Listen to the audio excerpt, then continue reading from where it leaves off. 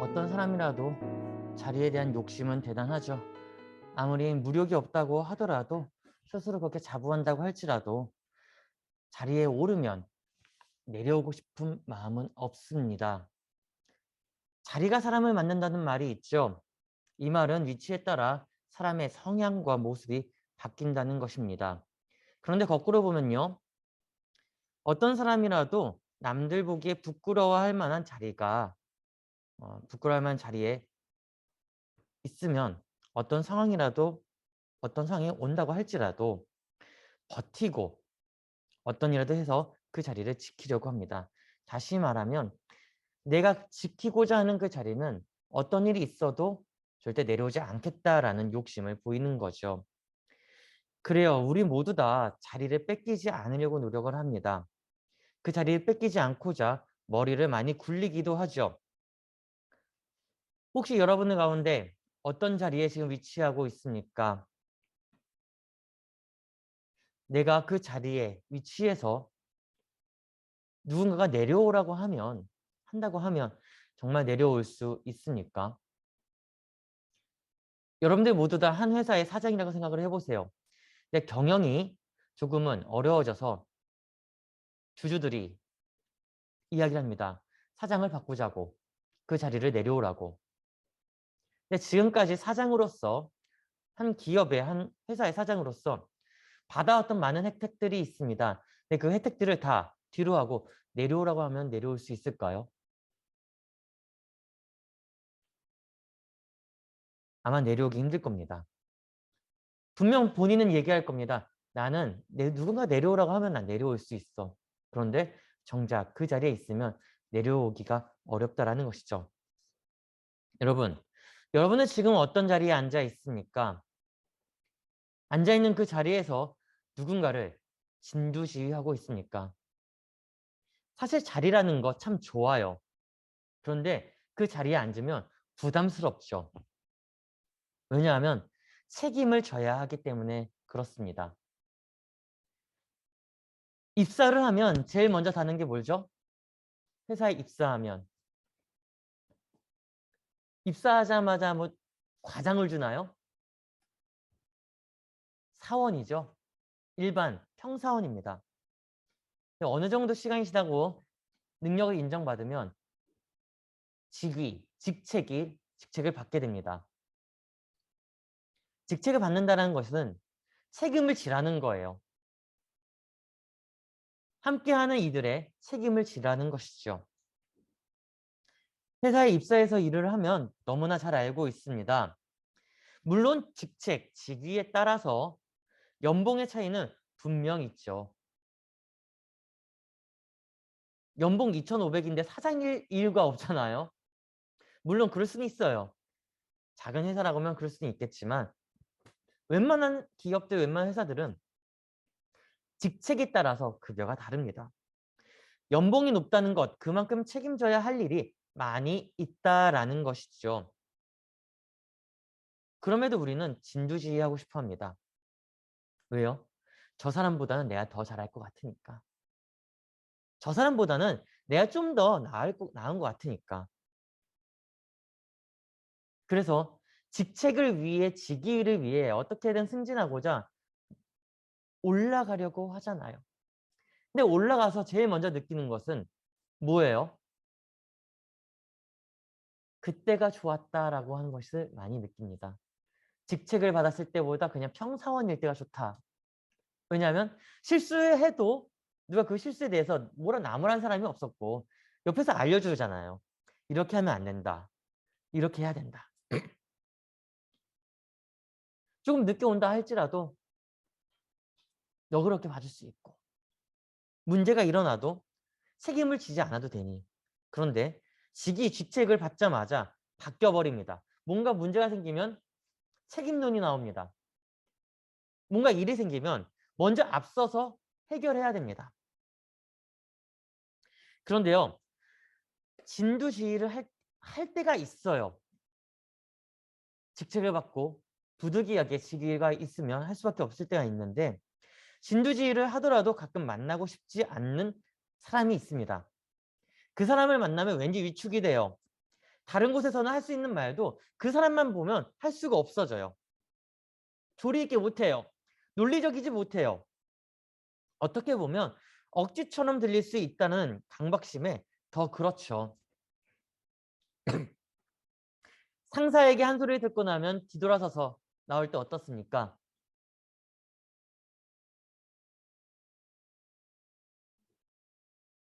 내가 언젠가는 내 안주머니에 있는 사직서를 그의 얼굴에다 던지고 나오리라. 내가 너 자리에만 있으면 이거보다 더 잘할 수 있어. 그런데 실제로는 어때요? 실제로는 어때요?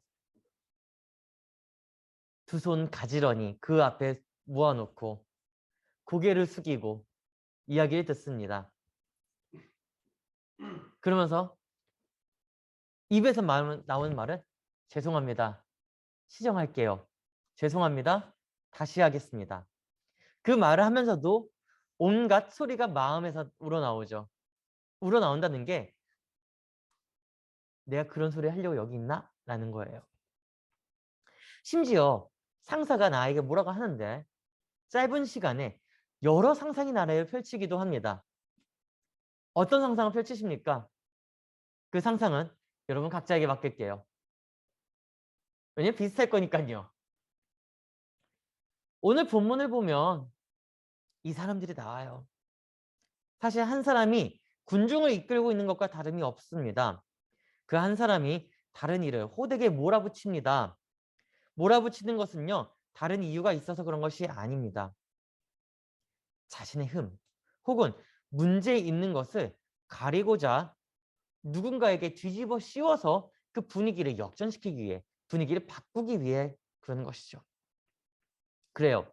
오늘 본문을 보면요, 이 사람은 죄 없는 이에게, 문제 없는 이에게 몰아붙이면서 신문하고 그 신문을 기반으로 자신은 그 자리에서 빠져나가고자 합니다. 오늘 본문을 볼까요? 57절에서 59절입니다. 같이 함께 읽겠습니다. 예수를 잡은 자들이 그를 끌고 대제사장 가야바에게로 가니 거기 서기관과 장로들이 모여 있더라. 베드로가 멀찍이 예수를 따라 대제사장의 집들에까지 가서 그 결말을 보려고 안에 들어가 하인들과 함께 앉아 있더라. 대제사장들과 온 공회가 예수를 죽이려고 그를 칠 거짓 증거를 찾으매. 누가 나옵니까? 57절에 예수를 잡은 자들이 누구에게 끌고 가요? 대제사장 가야바에게 끌고 갑니다. 그래요. 대제사장 가야바. 아마 이 가야바라는 인물은요, 분명 예수 그리스도와 예수님하고 만나지 않기를 간절히 바라왔을 겁니다. 그런데 부딪힐 수밖에 없습니다.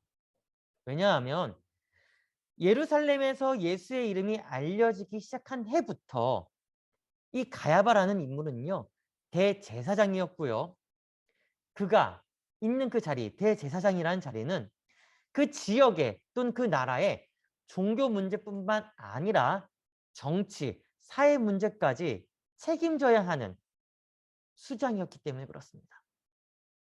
다시 말하면요, 국가의 총리 정도 되는 거예요. 국무총리 정도 되는 거예요. 종교의 대주교의 역할로 있는 겁니다. 정말 위중한 자리에 있는 거죠. 높은 자리에 있는 거예요. 그의 한마디 말에 모든 것이 바뀔 수 있는 그런 역할을 가진 사람이라는 것이죠. 대제사장 가야바. 우리는 가야바에 대해서는 잘 알지 못해요. 왜요? 여기서만 나오거든요. 이 자리에서만 나오거든요. 그리스도의 그 신문 자리에서만 나오거든요. 그리스도의 그 신문 자리에 나오는 이 가야바. 한편으로는 만나고 싶지 않았을 거예요. 예수 그리스도를 만나고 싶지 않았을 거예요. 왜냐하면 만나면 부딪혀야 되잖아요. 왜 부딪혀야 될까요? 예수님이 말씀하시고 있는 것은 다시 돌이키기 위함이에요. 썩어져 있는 것, 올바르지 않는 것을 되돌리기 위함이에요. 그런데 이들은 누군가요? 기득권이에요. 기득권의 특징은 뭐예요? 그대로 유지시키고 싶어 한다는 거죠. 내가 가지고 있는 힘, 내가 가지고 있는 권력, 정치력, 군중들을 모을 수 있는 이 땅, 이 모든 것들을 그대로 유지하면서 내가 이끌고 싶어 한다는 거예요.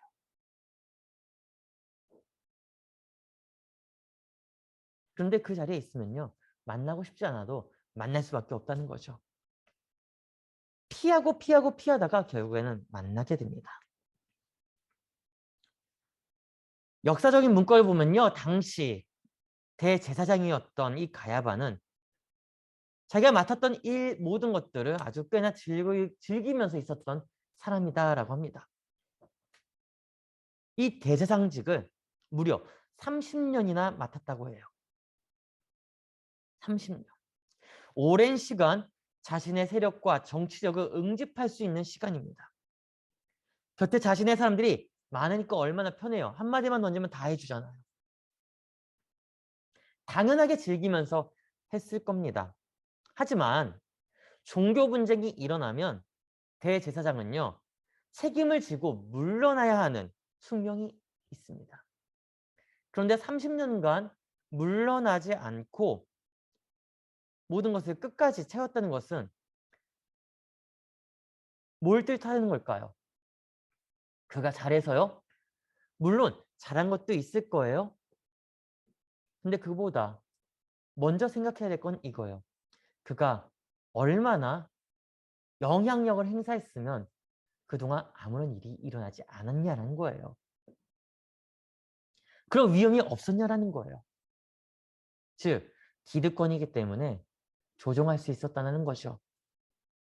주위에 있었던 이 모든 것들을 조정할 수 있었다라는 거예요. 그런데 이 가야바가 예수를 알게 되면서 생각했던 그 모든 것들이 틀어지기 시작합니다. 한 사람의 등장으로 문제가 생긴 거죠. 바로 예수 그리스도예요. 우리는 예수에 대해서 너무 잘 알아요. 예수가 무엇을 펼쳤는지 다 알아요. 30년. 가야바가 30년 동안 이끌어가면서 그리스도의 공생의 기간하고 같이 겹쳐지게 됐는데 그 공생의 기간에 예수가 무엇을 했습니까? 기적을 펼쳤죠.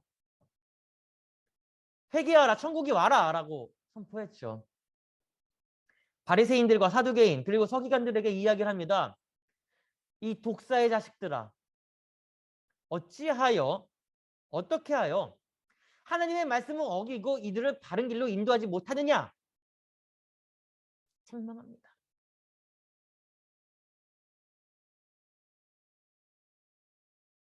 그리고 그 사회를 바꾸기 위해 트랜스포메이션 하기 위해서 전도 여행을 떠나고 제자들과 함께 전달합니다. 많은 군중들, 예수의 그 한마디에 힘을 실어줍니다. 왜요? 지금까지 로마의 폭정, 군정에 얼검이요. 살기 힘들었다는 거죠. 지금의 이야기를 볼까요?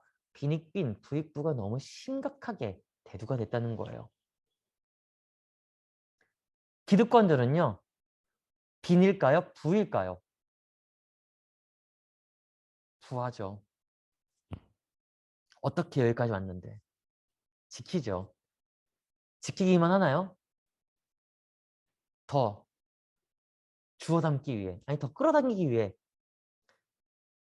타인들을 보지 않고 오직 자기 것만 가지고 들어오죠. 그러한 사회 속에서 많은 군중들은 예수의 이야기를 듣고 드디어 우리에게 메시아가 왔다. 우리를 살려줄 만한 사람이 왔다라고 기뻐합니다. 다시 말하면 로마의 군정 아래 벗어나게 해줄 수 있는 정치적 구원자. 군중들은 예수를 너무나 좋아했어요. 그의 행동 하나하나에 많은 이들이 환호를 했고 드디어 압제에서 벗어날 수 있을 것이다 라는 기쁨에 꿈에 부풀었죠. 그런데 우리 예수님은 정치를 일으키기 위해서 오신 분일까요? 사회를 그냥 바꾸기 위해서 오신 분일까요? 신학에서 얘기하면요, 구원은요, 두 가지의 구원을 이야기합니다. 하나는 사회적 구원, 다른 하나는 전인적 구원. 전인적 구원은요, 인간에게만 속해져 있는 거예요. 전인, 모든 사람. 각자에게 죄가 있습니다. 잘못한 것. 영어로는 sin이라고 해요. sin. sin이라고 얘기하는데 이 sin이라는 거는요. 저 깊은 곳에서부터 용암처럼 끌어나오는 자신의 욕망을 이야기합니다. 욕심을 이야기합니다. 그 욕심이 내 생활의 밖으로 튀어나올 때에 그것을 죄라고 얘기해요. 그래서 모든 사람은 죄인이다. 왜? 자신의 깊숙한 곳에서부터 끌어올라오는 용암처럼 끌어올라오는 그 죄의 속성, 실수의 그 속성이 모습으로 드러나기 때문에 그것을 용서함을 받아야 되는데 그 용서함을 누가 아느냐? 예수 그리스도가 한다는 거죠. 다른 하나는 사회적 구원이에요. 이 사회가 다 병들었다. 병들었기 때문에 변화돼야 된다. 바뀌어져야 된다. 근데 이 사회적 구원은 누가 바꿀 수 있느냐? 예수라는 거죠. 그래서 예수의 구원은요. 전인적인 그리고 사회적인 구원이 같이 결합되어져 있는 거예요. 사람에게만 구원이 임하는 것이 아니라 이 사회에도 구원이 이루어진다는 거죠. 근데 지금 현재 오늘 이야기하고 있는 거는 사회적 구원에 대한 이야기입니다. 예수는 세계적 구원의 이야기를 하고 있지만 군중들은 사회적 구원만을 보고 있다는 것이죠. 그래서 기뻐한다는 거예요. 사회적 구원이 일어나게 되면요. 로마의 군정과 이 사회적 구원 안에서 충돌이 일어나게 돼요. 어떤 충돌이냐면 가만히 있었던 사람이 데모를 일으키는 거예요. 바꿔야 된다고. 뒤집어야 된다고. 전쟁이 일어나는 거고요. 혁명이 일어나게 되는 겁니다. 웬만해서 정치 이야기는 잘 안 하고 싶지만 우리 현대사에서 혁명이 일어났죠. 5년 전에. 한겨울에 다들 촛불을 들고 나가서 광화문에서 시위를 했던 적이 있습니다. 정권 재창출을 위한 물론 큰 표면은 정권 재창출이지만 실질적인 것은 권력 이양이었던 거죠. 이양이 아니라 권력을 재배치해야 된다. 재구조화시켜야 된다. 네, 다시 본문으로 돌아와서요. 불을 가지고 있었던 이들. 예수를 알게 되니 길이 틀어져 버립니다. 지킬 수 있는 건데 이제 지키지가 못하게 된 거죠. 지키기가 어려워졌던 거죠. 왜냐? 많은 군중들이 예수의 이야기를 들으면서 생각이 바뀌기 시작한 거니까요. 움직이기 시작한 거니까요.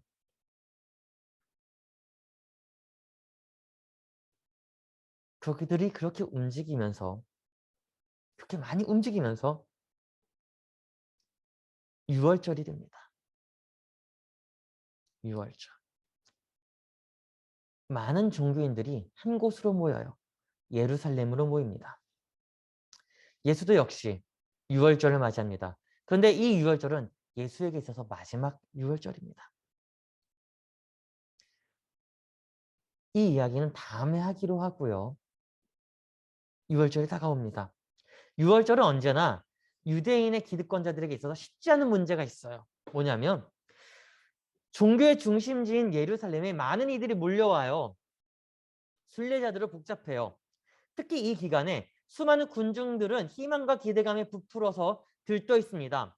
그런데 중요한 건 이거예요. 예수의 등장과 함께 이스라엘의 약속이 이루어질 것이다라는 소망이 이들 사이에 퍼져 있었다는 거죠. 그 전에도 예수는 예루살렘에 와서 유월절을 보냅니다. 근데 이 마지막 유월절은 기득권들에게 있어서 정말 뒤집히느냐 뒤집히지 않느냐 결단의 시기가 온 거예요. 많은 이들이 예수가 오기만을 기대하는데 유독 한 사람의 눈에 불안감이 엄습해 옵니다. 이들이 폭동을 일으킬 수 있다는 생각을 합니다. 누구죠? 대제사장 가야바예요. 내가 지키고 있는 이 자리 어떻게든 지켜야 되는데 이들을 눌러서라도 지켜야 되는데 누르지 못할 힘이 이제 나와버린 거죠. 생각을 해보세요. 한두 명이면요. 치면 돼요. 근데 수십만, 수천만이 같은 소리를 내면 누를 수 있을까요? 누르지 못합니다. 누르고 누른다 할지라도 폭발하고 말아요. 폭발하면 본인의 목숨도 자리도 위태로워지는 거죠. 그때 가야바는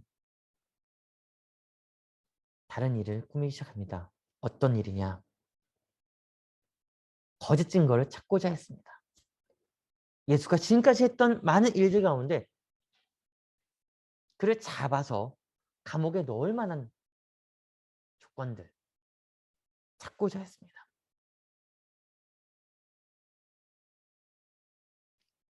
마침 6월절이 왔습니다. 다른 6월절하고 너무 다릅니다. 수많은 군중들이 예루살렘 앞에 나아가 종려나무 가지를 흔들면서 호산나 다윗의 자손이 이곳에 왔다라고 외칩니다. 그 작았던 외침이 점점 커져요. 그 외침을 들은 가야바는 불안하기 시작합니다. 지금까지 지켜온 그 자리 위협을 느낀 거죠. 예수가 예루살렘에 입성하면서 자신의 자리는 이제는 좁아질 수밖에 없겠구나. 이 자리를 어떻게 지켜야겠냐? 내가 기득권인데 이 기득권은 항상 지킬 수 있는 것이 아니잖아요. 흔들리기 시작한 거예요. 주위에서 난리가 났습니다. 당신이 그 자리를 지켜야지만 우리도 살 수가 있는데 당신이 쓰러지면 안 됩니다. 지금까지는 어떻게 피했어요.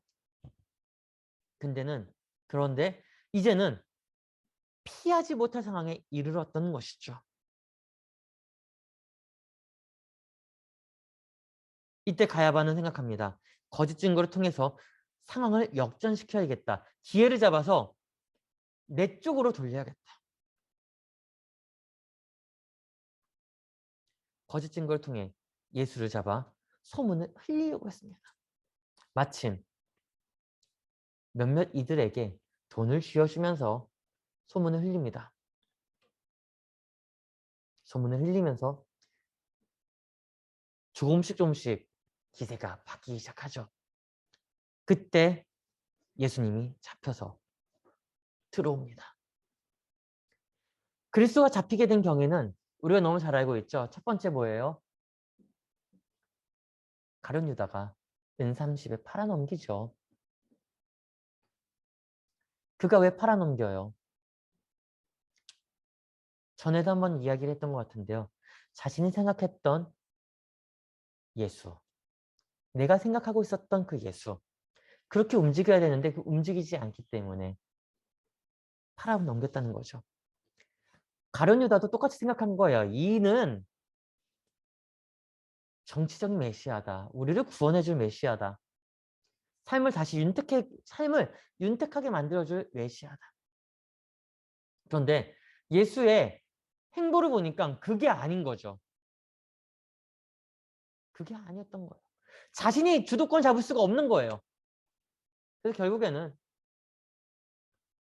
서기관과 제사장들에게 가서 예수의 위치를 알려주고 내가 팔겠다라고 하면서 기득권을 잡아버린 거죠. 근데 그렇게 은30냥에 팔고 나서 겟세마네에서 예수를 잡아서 보냅니다. 근데 예수를 잡고 나서 자신에게 기득권이 생겼다, 힘이 생겼다고 생각했는데 알고 보니 그게 아니었던 거예요. 죄 없고 무지한 일을 신문장에 보내버렸다는 그 죄책감에 목매달아 죽는 거 아닙니까? 근데 반대로 제사장과 서기관들, 기득권 세력들은 옳거니 이때다라고 기회를 잡습니다. 만약 이들이 진정성으로 실수한 부분, 잘못한 부분을 모두에게 사과를 했다고 하면 내용은 더 바뀌었을지도 몰라요. 그런데 그렇게 하지 않고 오히려 정치적으로 승부를 해버렸죠. 진정성으로 승부를 해야 되는데 정치적으로 승부를 해버린 겁니다. 자신이 가지고 있는 정치력으로 승부수를 던져요. 내 자리는 빼앗길 수 없다. 어떤 누가 오더라도 뺏을 수 없는 자리로 만들겠다. 그 자리에 대한 욕심, 한 사람을 죽이기로 결정한 겁니다. 그를 잡기 위해서는 정말 확실한 거짓이 필요했죠. 여러 거짓 증인들에게 부탁을 합니다. 사람을 구했습니다. 아니, 사람을 사서 요청을 합니다. 없는 말들을 지어내면서 예수를 압박합니다. 그런데 예수는요, 그 압박에 눈도 깜짝하지 않고 그들 스스로가 답을 찾아내게 계속 질문을 던져요. 어떤 질문을 던지죠? 한번 볼까요? 마태복음 26장 60절이에요. 같이 함께 읽겠습니다. 시작. 거짓 증인이 많이었으나 얻지 못하더니 후에 두 사람이 와서. 거짓 증인이 많이 왔지만 알지 못했다는 거예요. 61절과 62절 같이 볼까요? 시작. 이르되 이 사람의 말이 내가 하나님의 성전을 헐고 사흘 동안에 질 수 있다 하더라 하니 대제사장이 일어서서 예수께 묻되 아무 대답도 없느냐. 이 사람들이 너를 치는 증거가 어떠하냐 하되. 수많은 거짓 증인들을 사서 말했지만 예수는 눈 깜짝하지도 않았죠. 그런데 막판에 이게 흐름이 바뀌어버려요. 두 사람으로 인해서 흐름이 바뀝니다. 이 두 사람이 이렇게 말합니다. 당신이 하나님의 성전을 헐고 사흘 동안에 지을 수 있다고 한 게 맞냐?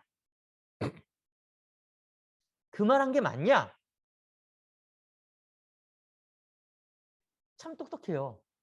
지금까지 수많은 사람들이 사서 했는데 수많은 사람들은 너 아니잖아, 너 아니잖아 이렇게 했는데 막판에 이 두 사람이 속된 말로 빼도 박도 못하게 던져버리는 거예요. 성전을 헐고 사흘 동안 지을 수 있다고 했냐? 근데 만약 예수님이 그래, 내가 했다. 그럼 어떻게 돼요? 네? 큰일 나는 거죠. 왜냐? 하나님을 모독했다라는 거예요. 하나님을 모독했다가 어떻게 사람이 사흘 만에 지을 수 있냐? 아니요. 그러면요. 전 그런 말을 한 적이 없습니다. 그러면 또 다른 말로 거짓을 찾겠죠. 그런데 이 질의에 예수 그리스도가 답할 시간도 주지 않고 대제사장이 일어서서 바로 묻습니다. 묻는 게 아니라 오히려 그냥 말 못하겠지? 이들이 얘기한 게 맞지? 라고 하는 거예요. 62절 다시 볼까요? 대제사장이 일어서서 예수께 묻되 아무 대답도 없느냐? 이 사람들이 너를 치는 증거가 어떠하냐? 네. 그냥 평소문 같죠? 실제로는 이거예요. 벌떡 일어나서 너 말 못하겠지? 이 사람들 하는 말 맞지? 이 사람들이 너를 치는 게 정말 증거가 맞지? 그 말에 몰아치는 거죠. 계속 몰아치는 거예요. 몰아치는 거. 근데 우리는 하나님의 성전을 헐고 사흘 동안에 지을 수 있다 하냐? 이 말은 잘 알고 있죠. 교회는 보이는 교회와 보이지 않는 교회가 있습니다. 보이는 교회는 건물로서의 교회고요. 보이지 않는 교회는 사람으로서의 교회입니다. 근데 예수님이 이야기하신 이 하나님의 성전을 헐고 사흘 동안에 지을 수 있다라고 한 것은 거짓된 보이는 그 모든 것을 다 허물고 우리가 교회이기 때문에 우리를 다시 일으켜 세워야 된다는 것을 보여준 거예요. 두 번째로는 내가 교회다. 내가 다시 살아난다라는 것을 이야기하고 있는 거죠. 죽었다가 부활한다라는 것을 둘러서 표현하고 있는 거예요.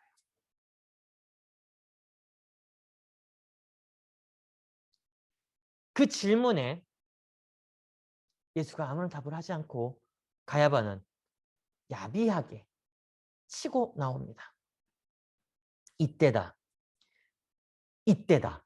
예수를 죽일 수 있는 때가 바로 이때다. 나의 그 무능력을 가리기 위해서 야비함으로 무장하고 나옵니다.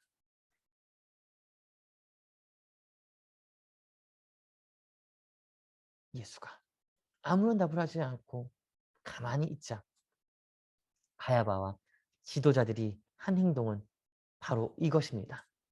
자신의 옷을 찢으면서 울부짖습니다.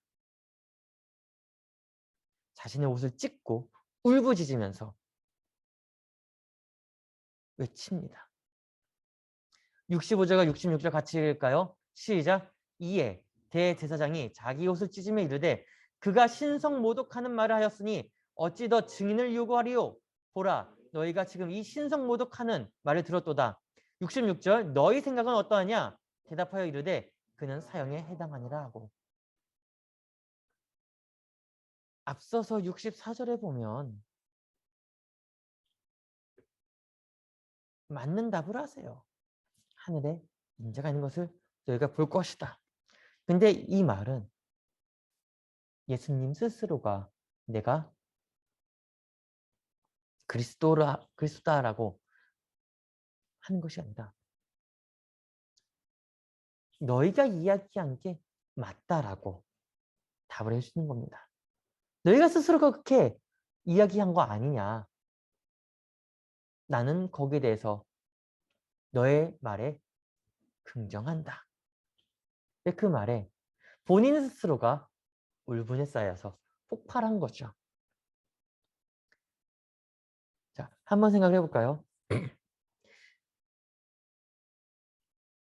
질문을 던졌는데 하나의 질문을 던졌는데 타인이 너가 그렇게 말한 게 맞아? 라고 역으로 질문 들었을 때 그 질문이 맞는 것을 알잖아요. 답을 알게 되면 어떻게 표현해요? 대부분 사람들은요. 그것을 가리기 위해서 화를 내죠. 가야바가 그런 꼴이에요. 거기서 화를 내지 않고 역정을 내지 않고 아, 예, 알겠습니다 라고 하면 화살이 나한테 돌아오는 거거든요. 근데 거꾸로 내가 아니라는 것을 격정적으로 표현하게 되면 그 화살을 거꾸로 가게 되어 있습니다. 가야바는 그것을 노린 겁니다. 옷을 찢으면서 너가 신성모독을 했다. 이제 더 이상은 얘기할 게 없다. 나의 정당성이다. 너는 죽어야 마땅하다. 나의 정당성을 입증하면서 속으로는 웃었죠. 드디어 내가 너를 잡았다. 내 자리는 지켰다. 내 손에 피를 묻히지 않고 스스로 거기에 대해서 답을 했으니 나는 내 자리를 지킬 수 있다. 그렇게 빼앗기지 않겠다면 온 사회의 많은 이들 앞에 그가 옷을 찢으면서 나의 정당성을 보여. 본인이 슈퍼맨도 아니고 옷을 찢어요. 내 정당성이다. 저 사람은 죽어야 마땅하다. 행동을 보여 예수를 십자가에 못 박게 이르게 합니다. 여러분, 우리도 어떠한 일에 있어서 한 자리에 앉게 되면 가야바처럼 되지 않을까요? 그 자리를 지키겠다고. 그 자리를 어떻게든 내 자리로 끝까지 만들어 버리겠다고. 말도 안 되는 정당성을 입증하면서 보이려고 하지 않을까요? 그런데요, 십자가는요, 내 자리를 지키기 위한 것이 아닙니다. 여러분, 무엇을 지키고 싶습니까? 어떤 자리를 지키고 싶습니까? 예수는 우리에게 말합니다. 번잡한 우리에게 자리에 찾아와서 모든 것을 다 도려내라고 이야기를 합니다. 내가 서 있는 위치에 따라서 높고 싶지 않을 수도 있어요. 높은 자리에 있을수록 자존심이 허락하지 못하죠. 왜냐하면 내가 실수했다 그러면 그 아래에 있는 많은 이들이 나에 대해서 어떻게 생각을 하겠어요? 우습게 생각할 거 아니에요. 내 면이 서지 않을 거 아니에요. 실수한 것, 잘못한 것, 놓친 것을 누군가에게 뒤집어 쓰게 하고 나는 정당하다. 그가 잘못한 것이다라고 하면 나는 살아남을 수 있잖아요. 그런데 그게 언제까지 가느냐라는 거예요. 십자가. 예수가 매달린 그 십자가. 예수가 죽은 그 십자가. 그 십자가는요. 내 자리를 지키기 위한 것이 아닙니다. 그 십자가는요. 내 자리를 내어놓는 곳이에요. 예수님이 왜 십자가를 짊어지고 올라갔습니까? 예수님은요. 십자가를 짊어지고 올라가지 않으셔도 돼요. 그런데 짊어지고 올라간 것은 자신의 왕권을 내려놨다는 거예요. 자신의 자리를 내려놨다는 거예요. 그 자리를 내려놔야지만 버려야지만 많은 이들을 구원하고 많은 이들을 살릴 수가 있으니까 내어놓는 거예요. 근데 우리는 어떻습니까? 더 가지고자 하죠. 혹시 우리가 짊어지고 있는 이 십자가, 우리의 그 자리를 지키고자 가지고 있는 것입니까? 하지만 예수님은 말하고 있습니다. 십자가는 자리를 지키는 용도가 아니라 너의 자리를 내어 놓는 것이라고요. 그 자리를 지키고자 아등바등 싸우는 것이 아니라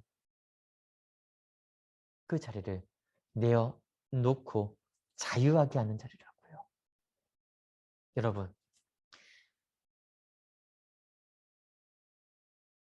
이 사순절 기간에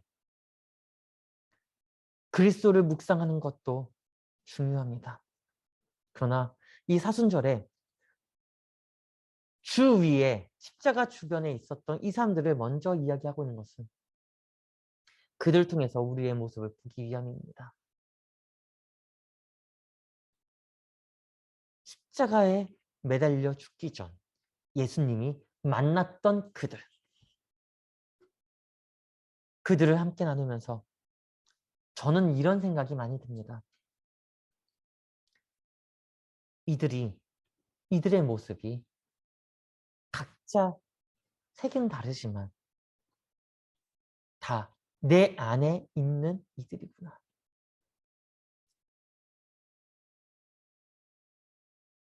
헌신하고 있지만 헌신한 것처럼 안 볼 수 있고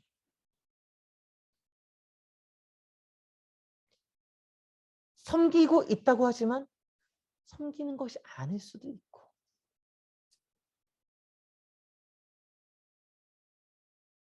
나는 빛에 있다고 하지만 알고 보니 빛에 있는 것이 아니라 어둠 속에서 그저 십자가만 바라보고 있고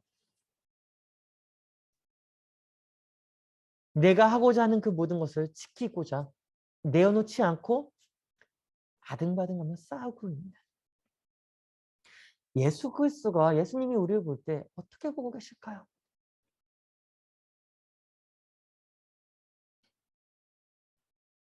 내가 모든 것을 내려놓기 위해 골고다에 올라갔는데, 십자가를 가지고 갔는데, 너가 짊어지고 있는 그 십자가, 내어놓기가 아니라 누군가를 치기 위한 십자가라고 그러면 그 십자가의 의미는 그릇된 십자가의 의미다라는 것을 보여주고 있는 것은 아닐까요? 우리는 지켜야 될 것을 지켜야 되지만 지키지 않아도 될 것은 빨리 내어놔야 됩니다. 내려놔야 됩니다. 버려야 됩니다. 번잡한 것들을 정리해야 됩니다. 사랑하는 여러분, 이번 기간에 이 사순절에 번잡한 모든 것들을 정리하고 버리는 시간이 되기를 주의 이름으로 축원합니다. 기도하겠습니다.